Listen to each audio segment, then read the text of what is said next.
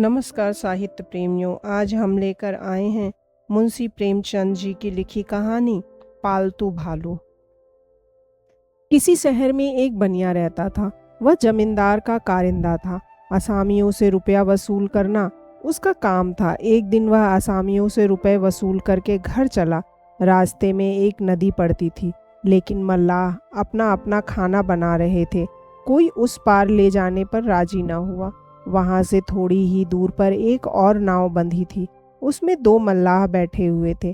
कारिंदा के हाथ में रुपए की थैली देखकर दोनों आपस में कानाफूसी करने लगे।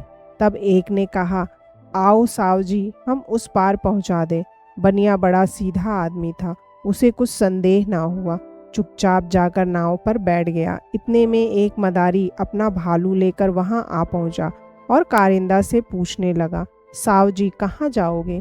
बनिए ने जब गांव का नाम बताया तो वह खुश होकर बोला, मैं भी तो वहीं चल रहा हूँ। यह कहता हुआ वह भालू को लेकर नाव पर चढ़ गया। पहले तो मल्लाहों ने बहुत नाक भौं सिकोड़ा, मगर बाद को ज़्यादा पैसा देने पर राजी हो गए। नाव खुल गई। कारिंदा दिन भर थका था। नाव धीरे धीरे हिलने लगी तो उसे नींद आ गई। मदारी भालू की पीठ पर सिर रखे मल्लाहों की ओर ताक रहा था। उन दोनों को थैली की तरफ बार बार ताकते देखकर उसे कुछ संदेह होने लगा। यह सब ठग तो नहीं है? उसने सोचा, जरा देखूं तो इन दोनों की क्या नीयत है। उसने झूठ मूठ आंखें बंद कर ली, मानो सो गया। अब नाव जोर से चलने लगी। करीब 2 घंटे के बाद कारिंदा चौंक कर उठा तो उसे अपने गांव का किनारा दिखाई दिया। मल्लाहों से बोला, बस बस पहुंच गए, नाव किनारे लगा दो। लेकिन मल्लाहों ने उसकी बात अनसुनी कर दी। तब कारिंदा ने डांट कर कहा, तुम लोग नाव को किनारे क्यों नहीं लगाते जी? सुनते नहीं हो? इस पर एक मल्लाह ने घुड़क कर कहा, क्या पक पक करते हो? हम लोगों को इतना भी नहीं मालूम कि नाव कहाँ लगानी होगी? मदारी अब तक चुपचाप पड़ा देखता रहा। उसने भी कहा, हाँ हाँ, यही तो किनारा है, नाव क्यों नहीं लगाते? मल्लाह ने उसे भी फटकारा। तब वह चुपके से कारिंदा के पास खिसक गया और धीरे से बोला, इन सबों की नीयत कुछ खराब मालूम होती है, होशियार रहना। कारिंदा को जैसे जूड़ी चढ़ आई। मील भर चलने के बाद मल्लाहों ने नाव को एक जंगल के पास लगाया और उतरकर जंगल में जा घुसे। उनके साथ के कई डाकू जंगल में रहते थे। दोनों उनको खबर देने गए।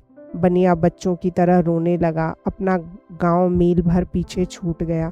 वहां ना कोई साथी ना मददगार, मगर मदारी ने उसे तसल्ली दी। वह देखो, कई आदमी हाथ में मसाले लिए हुए नाव की ओर चले आ रहे हैं।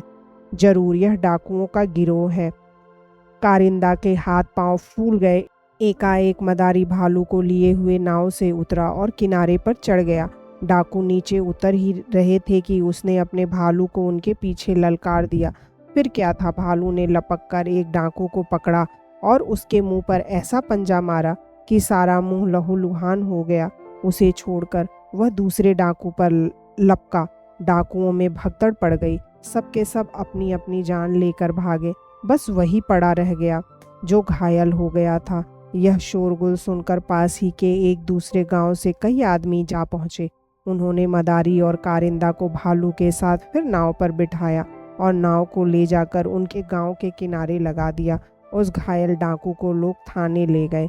गांव में पहुंचकर कारिंदा ने मदारी को गले से लगाकर कहा, तुम पूर्व जन्म में मेरे भाई थे, आज तुम्हारी बदौलत मेरी जान बची। यदि इस प्रस्तुति ने आपके हृदय को स्पर्श किया हो तो कृपया इस वीडियो को लाइक करें, शेयर करें और साहित्य सागर चैनल को सब्सक्राइब करना ना भूलें। धन्यवाद।